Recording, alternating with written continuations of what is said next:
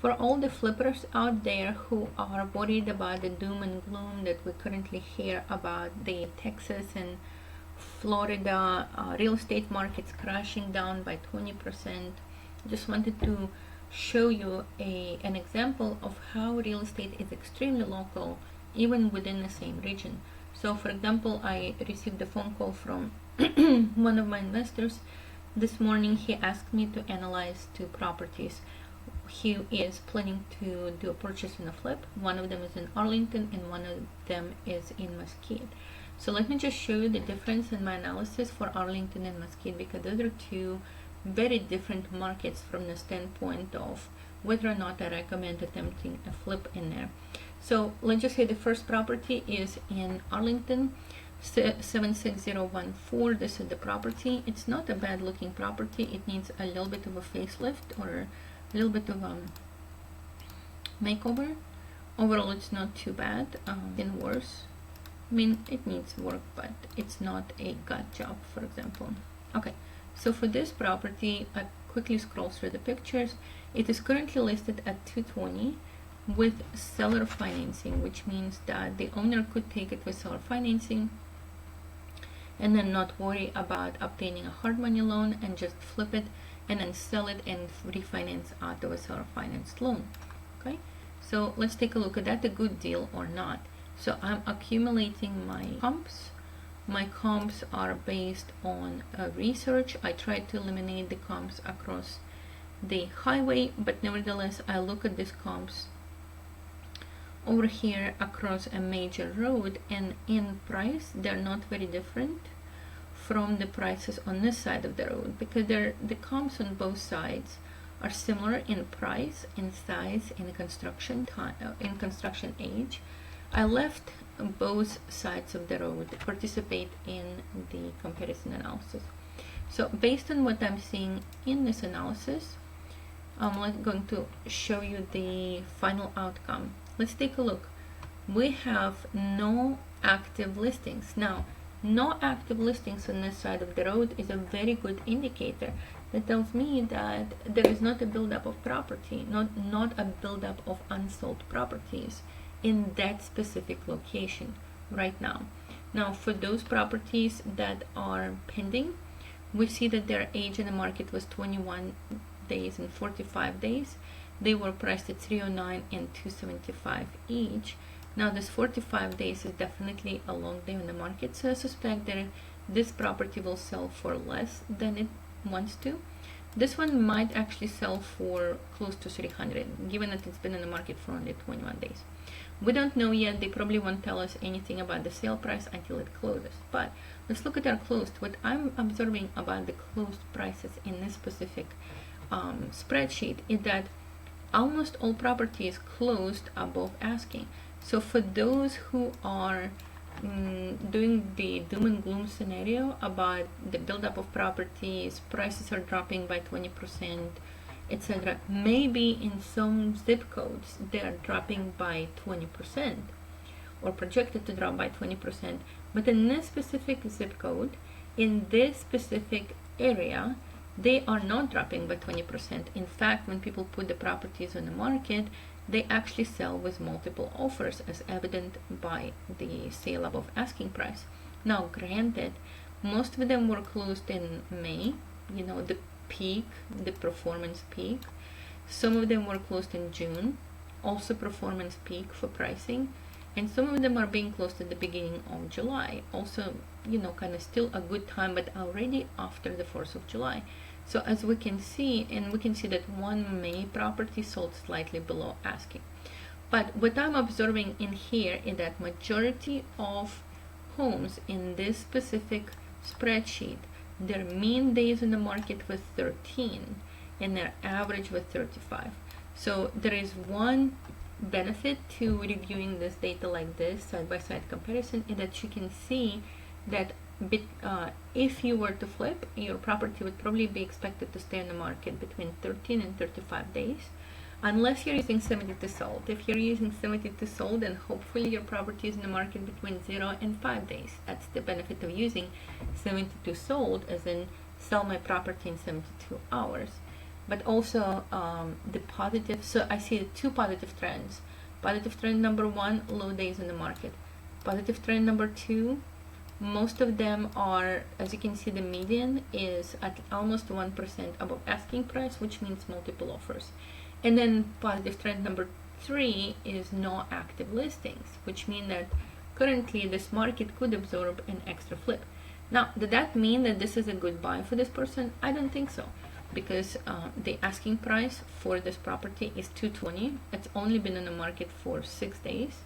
It's dueno, so they're going to be non-investor bidders probably on this property, and the ARV on this home is probably going to be close to 280 to 290 in the best case scenario. Now, notice please that this 280, which is the average sale price, and 290, which is the median sale price, were the prices in June, in July, but not, for example, in September or October.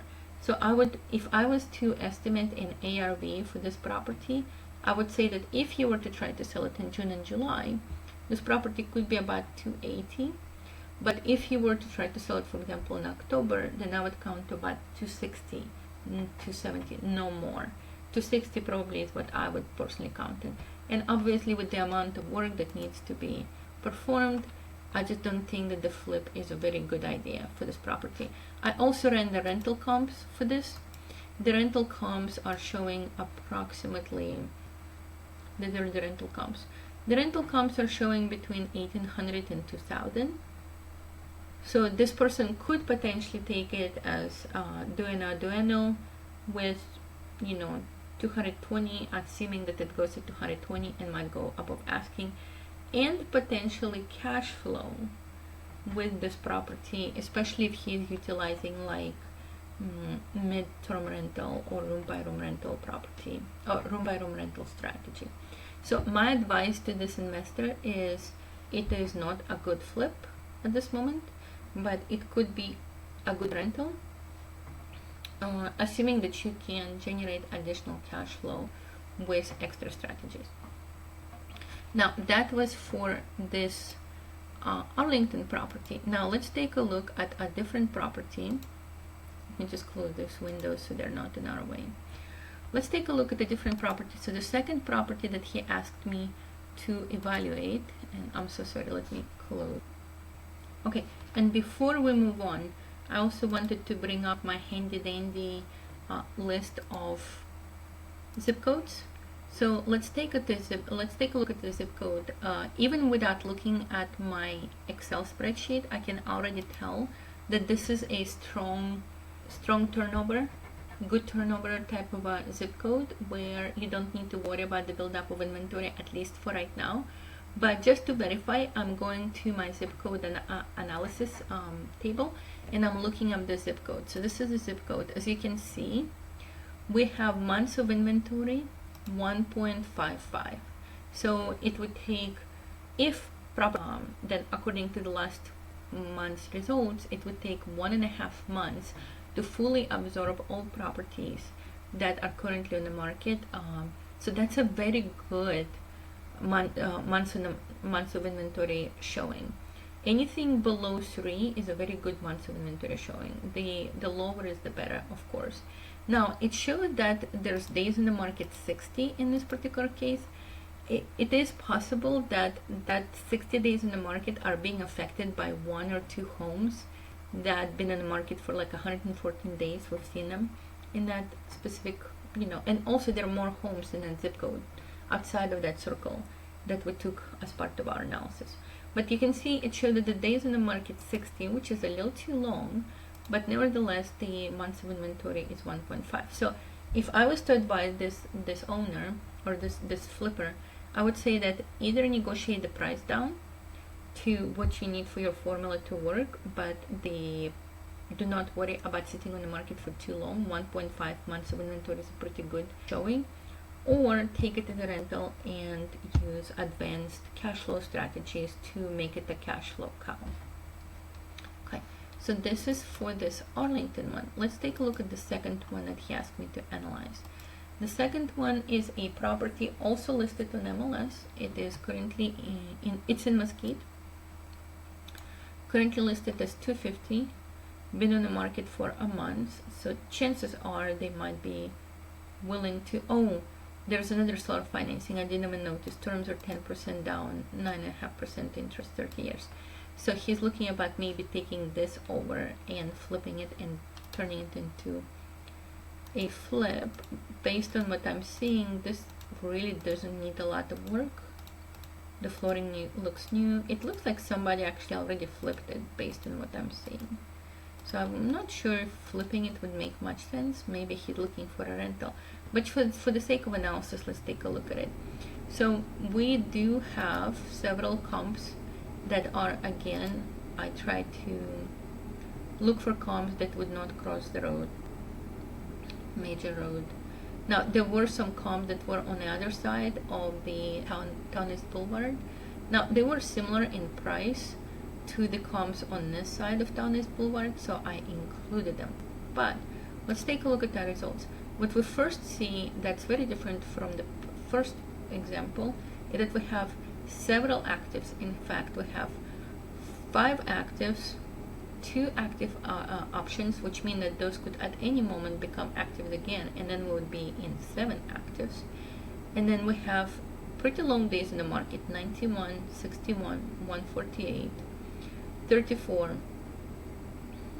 21. 21 is pretty good. And then we have 2, 9, and 5. So those are on average longer days in the market in general for actives. And then let's take a look at days in the market for solds: 82, 97, 10, 74, 25. So what does our comparison analysis reveals? Okay, so for our days in the market for actives, we have an average of 61 days. That is pretty long. So it means that if he was to flip it today, you see those are flipped properties: 299, 285, 275. So those are flipped properties, been in the market for 3 months, 61 days, 150 days. Approximately same size, approximately same year build as his. So if he was to flip, I would caution him to take into account longer days in the market and longer holding costs for his flip. Now, if he typically, this investor used me in the past, he knows the 72 sold sale model, he understands it, so he would definitely hire me to do the 72 sold method, to sell it not within 3 months or 2 months, but within the first week or two. But assuming that he was ignorant, or he did not know about 72 sold method, he was just a regular investor hiring a regular realtor, he would probably be looking at these days in the market. Now, what we see that the average price for those flipped homes, except for this one is not flipped, I think, is 275, 61 days in the market. Okay, then let's take a look. So these ones that are active option contract, they could become actives again, and those are 235 to 25, looks like fixer uppers. And now let's take a look at our closed. Our closed are showing the, let me kind of compare it to the previous example. In the previous example, most homes that closed above asking price. In this particular example, we can see that out of 6 closed listings, 3 closed above asking price and 3 closed below. So we can already see that there is a potential for multiple offers. Like, this is a serious improvement, but this was probably a fixer-upper to start with. But there is a potential for multiple offers. Otherwise, this above asking price would not have happened. But for many others, they actually had to sell. This one sold 8% less than asking price, 0.5%, and this one sold 7% less than asking price. Again, looks like a fixer-upper in this particular case. But still, so what we're seeing is that the price is similar to the one that we saw in Arlington, but our days on the market are more like 50 days, and our likelihood of obtaining at or above asking is lower in this specific area. And if we look at this zip code, so what's the zip code over here? Let's take a look at what the results of this zip code shows. 75150. Let's see if I can find this one. So this one is showing 3.15 months of inventory and an average of 32 days in the market. As you can see, it is twice as many months of inventory as the first one, and then the days in the market are actually quite decent, 32 days. Now, anything below 15 is much more preferred as far as days in the market, but 32 days is somewhat decent in today's environment for Mesquite. So the final analysis for this flipper is, in this particular case, I think this is not a very strong buy unless he wants to take it for a rental. It is a sort of financed situation, so obviously he could potentially make it into a nice cash flowing rental. Let's take a look at our rents. So our rents are $2,200, $2,300, $2,200, $2,200, $16 and $18. So I would say an average of about $2,000, $2,100 easily. And if he used the midterm rental method or the room by room method, he obviously could cash flow much higher. So in this particular case, I told him that I did not think that for that zip code and for that price, it was a good potential for a flip, but I thought it was not a bad potential for a rental.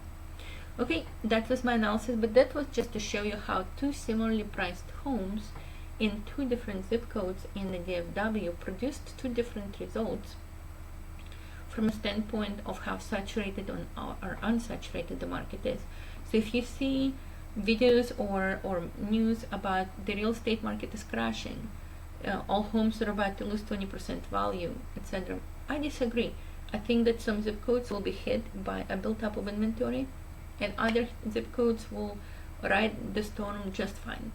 So focus on the zip codes, understand which zip codes are in the danger zone. So those were the zip codes in the danger zone right here. Anything above 4 should worry you. So all of the zip codes that are either tan or kind of orangish or above should really worry you. And if you need a copy of this, I will send a link to how to obtain a copy of this report.